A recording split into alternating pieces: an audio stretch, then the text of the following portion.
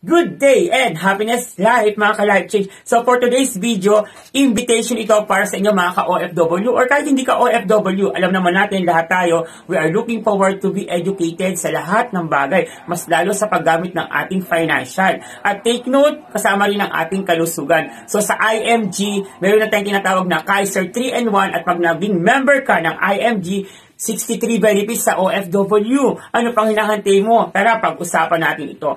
Nowadays, alam naman natin na hindi tayo pang matagalang malakas. Humihina ang katawan natin. Tumatanda tayo at darating yung time ang pagiging OFW tapos na, uwi na tayo sa Pilipinas at doon na tayo mamamalagi. Ngayon, ano ang napaghandaan mo? Baka puro resibo. So now, this is the time na huwag naman ganon. Huwag naman tayo maging kawawa pag uwi natin. So let's be open-minded. Change our mindset na magkaroon tayo ng tinatawag na ipon sa ating kalusugan at ipon pagdating ng panahon na tayo ay mangailangan na may maduduko tayo. So IMG will help. IMG will help us para magkaroon tayo ng also ng opportunity. Big opportunity, guys. This is not just a simple but big opportunity kung pag-aaralan mo ito. So I'm inviting you, join me at my IMG journey here at Life Change OFW Journey Saudi Arabia.